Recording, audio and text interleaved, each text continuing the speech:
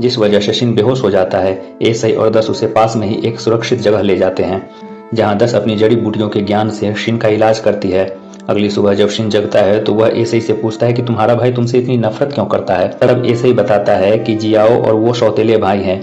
मेरी माँ राजा के दरबार में एक डांसर थी, इसलिए जियाओ मानता है कि मैं राजा बनने के लायक नहीं और मुझे जान से मारना चाहता है। एसाई बताता है कि एक शोबू ही है जिस पर वह अभी भी भरोसा कर सकता है।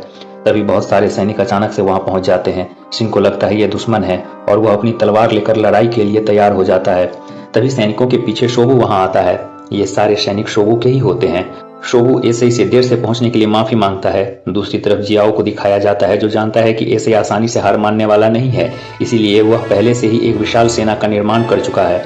वह अपनी सेना के सामने जाता है और एक गैर रॉयल ब्लड वाले सैनिक को सबके सामने अपने राक्षस से मरवा देता है, ताकि पूरे राज्य में यह खबर फैल जाए कि एक शाही खून वाला आदमी ही उस राज्य का राजा हो सकता है और कोई भी उसके या उसके तख्त के बीच में आने की हिम्मत ना करे।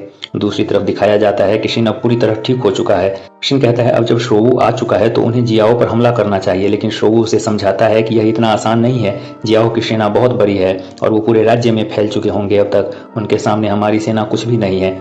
तभी शोबू कहता है हमें माउंटेन ट्राइब से मदद लेने की कोशिश करनी चाहिए। एसे हिचकिचाता है क्योंकि माउंटेन ट्राइब और एसे के पूर्वजों के बीच पुराने समय से दुश्मनी चलती आ रही है, लेकिन कोई और रास्ता ना होने की वजह से मजबूरी में वे लोग पहाड़ों की तरफ चल पड़ते हैं।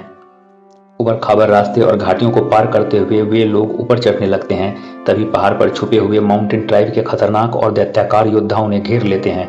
वे उन लोगों से वापस लौटने को कहते हैं, नहीं तो जान से मारने की धमकी देते हैं। 10 उन्हीं की भाषा में उनसे कहती है किंग एसाई आपके मुखिया से मिलना चाहते हैं। इतना सुनते ही माउंटेन ट्राइब के योद्धा किंग एसाई सहित सभी को बंदी बना लेते हैं और कहते हैं कि अब तुम्हारा फैसला हमारे सरदार ही करेंगे।